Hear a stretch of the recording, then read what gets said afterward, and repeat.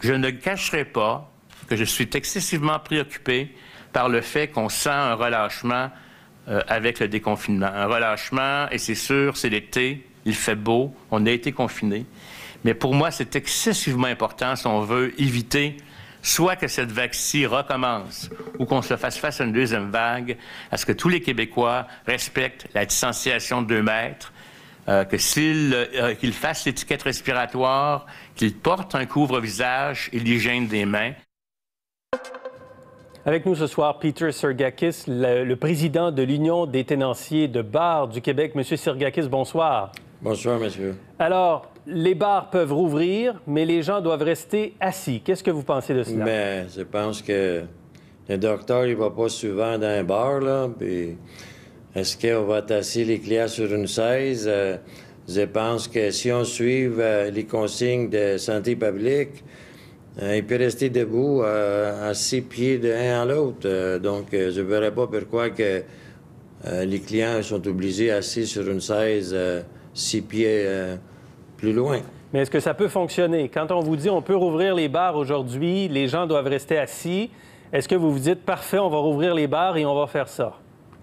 Mais écoutez, on s'en va dans un bar pour avoir du plaisir. Hein? On s'en va dans un bar. C'est sûr que la santé publique, c'est important, puis la santé de nos employés, c'est important aussi, là. Mais c'est pas ça que les derniers mois, on demande le gouvernement de nous donner les subventions. Mais à un moment donné, il faut qu'on ouvre, là. On va ouvrir avec 15-20 d'achalandage, on n'est pas de touristes, on n'est pas de vaccins, on n'est pas de médicaments. Tout ça, c'est contre notre commerce. Je pense que on a laissé les bars la dernière partout au Québec. Il ne serait pas facile. Il va y avoir beaucoup de faillites. Il faut qu'on commence pour voir là, comment ça va s'en aller. Mais si on pense le futur, c'est pas bon. Ouais. Là, vous dites 15-20 de capacité, ça va être ça à peu près? Non, mais 15 à Salandas, 15, oui, parce que la clientèle, il ne serait pas là, là. Une partie des clientèles qui ne viendraient pas parce qu'ils ont peur, puis l'autre partie, c'est l'été dans le centre-ville de Montréal, 60 c'est les touristes. On n'est pas aucun touriste. Donc, les locaux, ils vont dire, bien, c'est pas moi qui vais y aller avant, mais on va laisser quelqu'un d'autre y aller dans un bar. Je ne prends pas de chance, on n'a pas de vaccin. On n'a pas de médicaments, c'est là. Mais on veut ouvrir quand même, là. Mais il va y avoir les faillites après un, après l'autre. Le monde, les tenanciers veulent ouvrir pour tester, pour voir si ça fonctionne. Puis sinon, il va y avoir les faillites partout à travers du Québec. Vous avez une quarantaine de bars et restaurants? Oui. Est-ce que vous allez rouvrir l'ensemble de vos installations? On ouvre un après l'autre. On a les problèmes avec les PCU aussi du gouvernement fédéral. Ah bon? Tous les employés ne veulent pas venir travailler. Parce que on va lui donner le temps partiel pour commencer, puis les employés disent, ben je ne viendrai pas tout de suite, on trouve les excuses, puis c'est normal. Vous savez, 2000 $ par mois, c'est beaucoup d'argent, ça. Vous pouvez pas payer plus que ça? Mais on va payer. On n'arriverait pas, là. On a les dépenses. Il faut qu'on achète la bière, la boisson. Il faut qu'on paye le loyer, l'électricité, l'assurance. 3 mois et demi fermés, c'est... on n'arrive pas. Ce modèle d'affaires-là qu'on vous propose à partir d'aujourd'hui, est-ce qu'il peut durer longtemps? Pas trop longtemps. 1 mois... 2 mois maximum. Et il arrive quoi au bout de 2 mois? Vous vous attendez à quoi plus tard cet été? 60 de faillites dans les bars.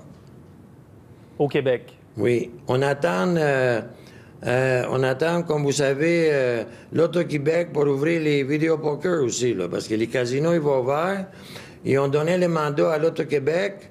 On va voir demain qu'est-ce que...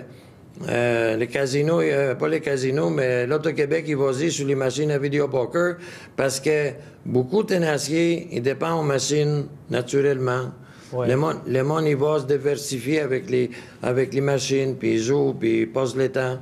Puis on a besoin des revenus là aussi, là. Donc, notre avenir, c'est pas rose. C'est pas bien. Est-ce qu'il y en a beaucoup en ce moment, depuis 3 mois et demi, qui ont décidé de ne pas rouvrir déjà ou qui ont carrément déclaré faillite? Il y en a beaucoup qui ont décidé de ne pas ouvrir, il y en a beaucoup qui ont déclaré faillite aussi, mais la majorité, il y a un espoir qu'en ouvrant, ils vont être capables de récupérer qu'est-ce qu'on a dépensé, qu'est-ce qu'on a perdu les 3 mois et demi, puis ils vont payer les dettes qu'ils ont accumulées, mais ils vont trouver les temps plus durs parce que les dépenses, ils vont être là, la salle de danse, ils ne seraient plus là, puis les touristes ne seraient plus là. Ouais. Est-ce que vous avez réfléchi à l'avenir de vos installations, de vos bars? Est-ce que vous vous êtes dit, il faut que je réinvente mon modèle d'affaires à partir de maintenant?